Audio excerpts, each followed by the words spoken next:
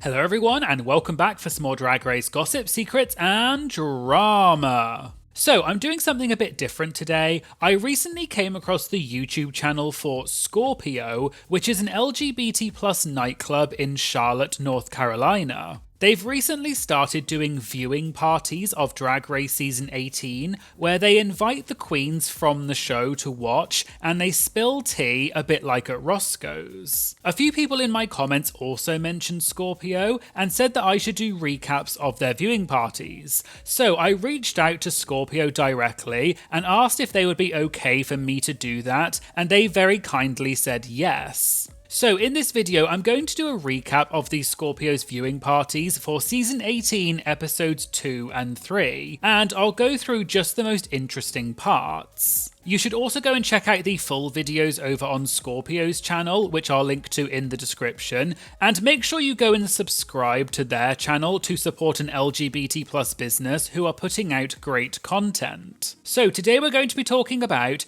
Discord Addams exposing some potential shady editing during the Cardi B episode, Kenya Pleaser spills backstage tea about how production works, and Discord Addams and Hormona Lisa call out Manila Luzon and Eureka, respectively, and explain why they had the worst experience with them. All that and more coming up in today's video, so let's get started. Okay, so they didn't have any Season 18 queens as guests for the Episode 1 viewing party, so I'm going to skip that one, which means we're going to start with the viewing party for Episode 2, and the guests that week were Kenya Pleaser and Joella. So the host Erica Chanel asked both of them how many times they auditioned for Drag Race. Joella said she auditioned 4 times, but then she stopped auditioning, and then the show actually contacted her and asked her to audition for seasons 16 and 17. Kenya said this was her first and only time auditioning for the show and she got on,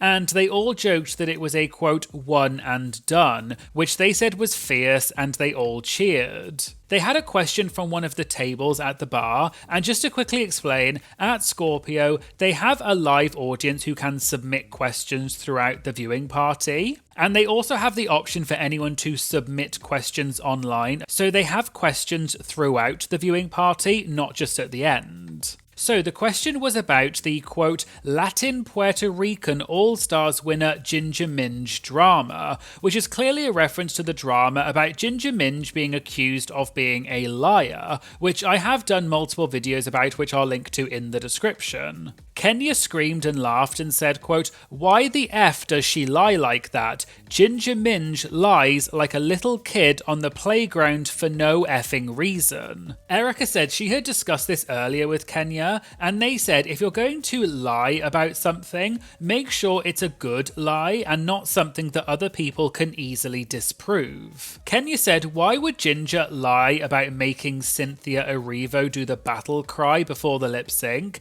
And Kenya revealed that they actually take the mics off the queens before they lip sync. So even if the queen does say something to the judges, they wouldn't hear it. They talked more about filming the show, and Joella said for her season, they each got assigned a colour, and they would slip a piece of paper of that colour under their hotel room doors with any requests that they wanted from production, like food or snacks, etc. And pretty much anything the queens wanted, production would bring them. And Kenya confirmed it was the same on her season. They then had another question, which was, who is the worst Drag Race queen you've ever met? One of the other hosts named B said for her it's Yuhua Hamasaki. Apparently it was years ago and it was just a quote bland experience, and apparently B said hello to Yuhua and she just looked at her but didn't respond. Joella said there is one queen who is really mean and rude and quote you know who you are, but she didn't say the name. Erica said for her, she's not going to say the name either, but this queen works in Florida, and she is a, quote, rotted, nasty person, and it's probably the rudest queen ever. Kenya said for her, she worked with a queen at South Carolina Pride, and then Kenya said, quote, absolutely, and everyone laughed because this was presumably a reference to Gia Gunn, because that is one of Gia's famous lines. But Kenya said that this queen was not rude to her because everyone's nice to her, but presumably what she meant was this queen was rude to other people.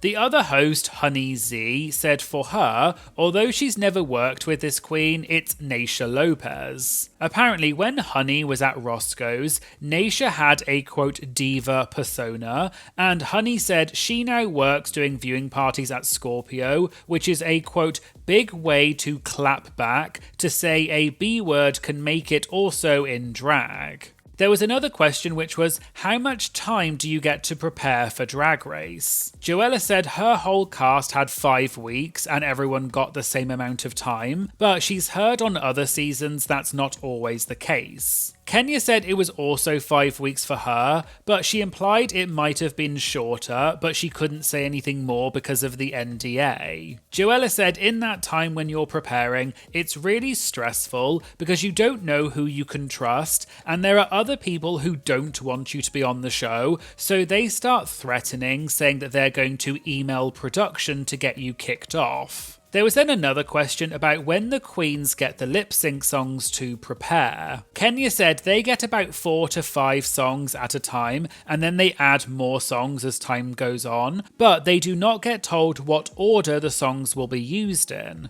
But Joella was surprised and said on her season it was different because on their first day, they got an MP3 player with about 10 songs on it. Another question was, do the queens ever watch the show back and not remember saying something? Kenya said she doesn't remember saying, quote, on the hairs on Didi Fuego's chinny chin chin, and then she also joked that Didi looks like Prince Charming from Shrek.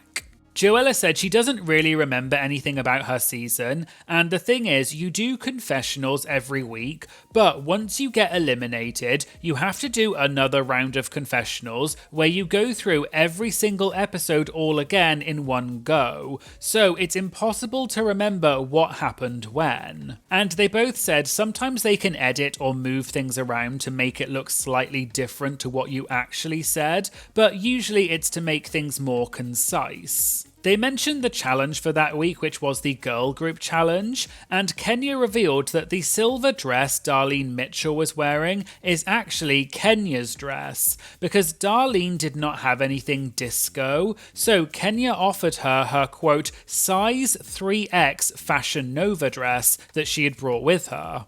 Kenya then talked about her outfit for the runway that week and revealed that she got that outfit so last minute, she literally got given it when she was at the airport in South Carolina, about to fly to LA to film the show, so she had to put the outfit as carry-on. And finally for this viewing party, they asked if the queens get to see the episodes before they air. They both said no, but then Joella revealed that actually on her season, when they went back to film the finale and Lollapalooza, the queens got shown the makeover episode and the semi-final episode beforehand. They also got shown the premiere episode, but only up until the lip sync. Kenya said that wasn't the case for her, and for her season, for the premiere, the only thing they got shown were the entrances, but that's it. Okay, so let's move on to the viewing party for episode 3, and the guests that week were Discord Addams and Hormona Lisa.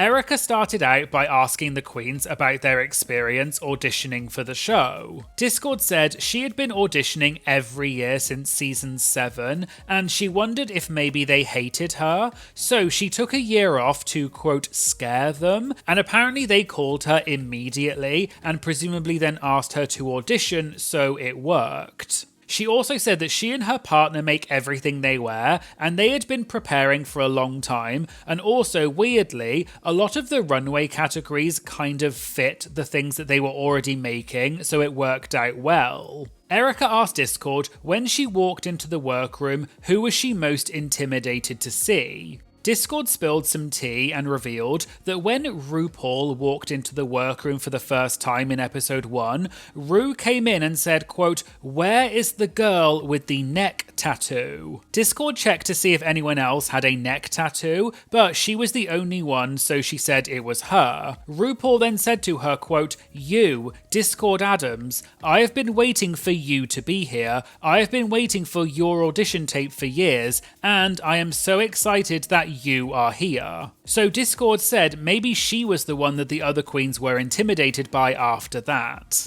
The others jokingly asked if that was a real story or was it a fake Ginger Minge type story, but Discord said Mikey Meeks has also told that story at a viewing party, so it has been confirmed by another queen. They then had a conversation where they mentioned boobs, and Discord revealed that in episode 1, when Cardi B was talking to the queens in Untucked, her boob was out the whole time, and if you look, they had to censor it because it was quote full areola.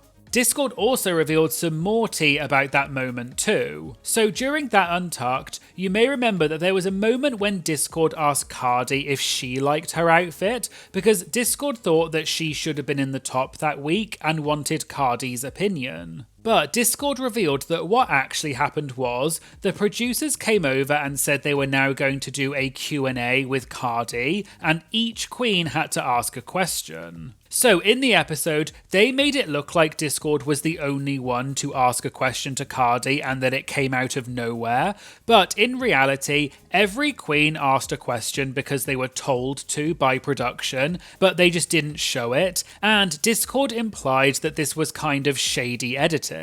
They moved on and talked about filming the show. Hormona said, quote, "Are y'all still on the little compound situation or were y'all in a hotel?" Discord then said, quote, "Oh no, we got the trailer park." One of the hosts didn't know what they meant and asked them to explain. Discord says she wasn't sure if she was allowed to talk about this. Hormona explained that on her season, during filming, the queens stayed at a hotel and they each had their own suites. However, when they came back to film the finale, they put the queens up in, quote, star wagons or trailers, and they had effectively set up a big trailer park behind a chain link fence, where the queens stayed rather than in a hotel. Discord then said, quote, "They created a drag race trailer park for us." So it's unclear if they did this for the whole of season 18 or if it was just for the finale, but Discord didn't go into any further details, but it kind of sounded like it was for the entirety of the season, although this is just a guess. They moved on and talked about the queens getting paid to be on the show,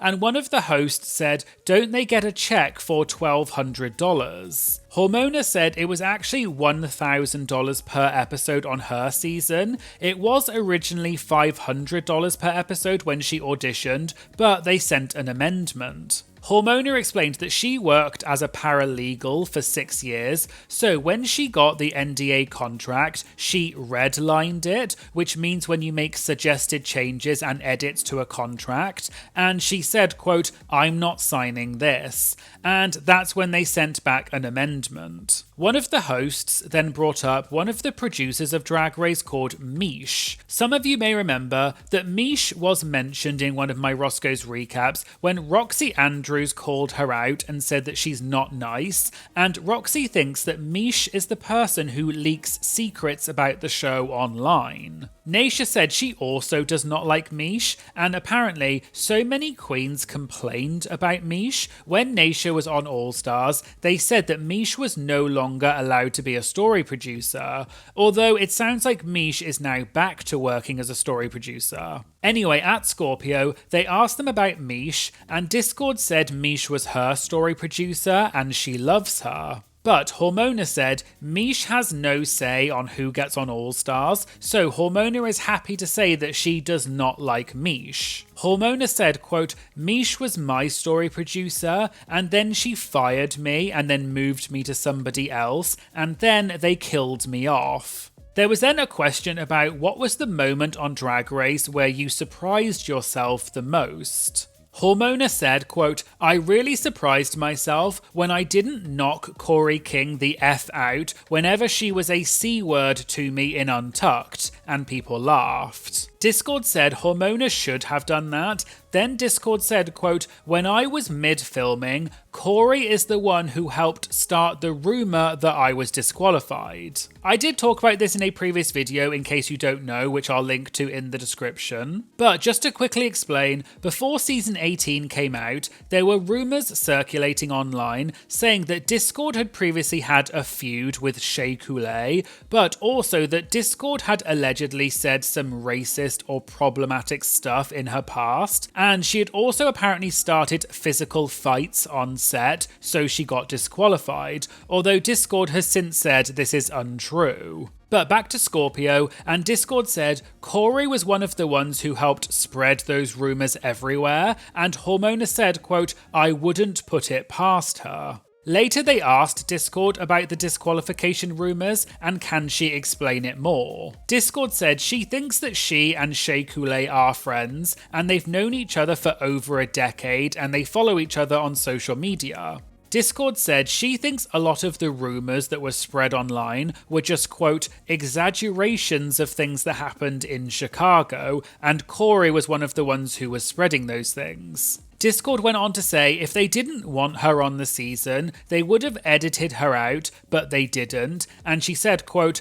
"I am not Sherry Pie," and people laughed and cheered. They then talked about that week's challenge, which was RDR Live, and Hormona asked if they had a teleprompter off to the side with their lines, which is how it was on her season, and Discord said yes. Hormona added that the teleprompter is also presumably manually controlled because it goes at the same speed that the Queen is speaking at. Discord said it is, quote, live, although she did air quotes with her fingers when she said it, and she added that they all only got to record it once, except for one Queen who got to do hers twice. She then revealed it was Mandy Mango who got to do hers twice. Discord didn't say exactly why Mandy got to record it twice, but what Discord did say was, quote, what they didn't show was her wig flying off, so that may have been why. And we have heard about queens getting to do it more than once on RDR Live before. For example, Naysha Lopez revealed that during All Stars 8's RDR Live,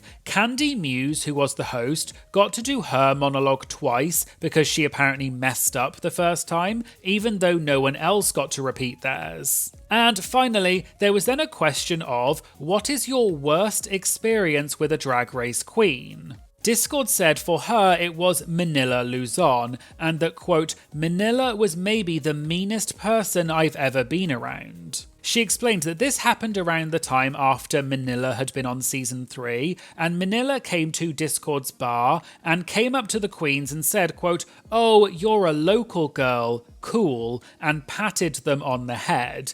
Discord then said, quote, she was not nice. Hormona said her worst experience with a Drag Race queen was with Eureka. Apparently, Hormona had just worked with Eureka in Palm Springs a week ago. What happened was, when they got to the club, Hormona said she was not going to go over and talk to, quote, that thing, presumably meaning Eureka, and people gasped and laughed. Hormona said she was with Acacia Forgot, and Acacia went to hug Eureka, and Eureka screamed and said, quote, no, no, no, I'm unhuggable today. One of the hosts then asked, quote, is she, meaning Eureka, still on that stuff? And Hormona said, quote, I hope she's on something, because if that is her without something, that's sad. Hormona continued the story and said that Eureka eventually said when she's feeling stressed, she acts out. But Hormona said, well, when she's feeling stressed, she lets people know calmly what's going on and then moves on. Eureka then apologized to Acacia,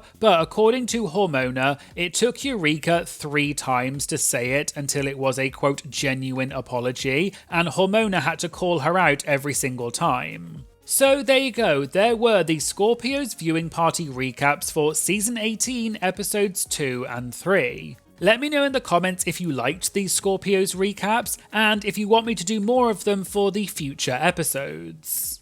If you'd like to watch my videos before they go on YouTube, as well as see the things that I cut out of my Roscoe's recaps, as well as other exclusive content, please check out my Patreon. It just costs a few dollars a month and it really does help support the channel, and I'll put a link to my Patreon in the description. I'd also like to say thank you so much to all of my amazing Patreon members. I really do pinch myself all the time thinking about how lucky I am to have all of you supporting me, and it really does make a huge difference to the channel, so thank you all so much. Please make sure you like and comment on this video to help boost it in the algorithm and promote it to more people. And please make sure you subscribe. It's free, it only takes 2 seconds, and it really does make a big difference to the channel. Thank you so much for watching, and I hope you'll join me in the future for some more Drag Race gossip, secrets, and drama. Thank you so much. Bye.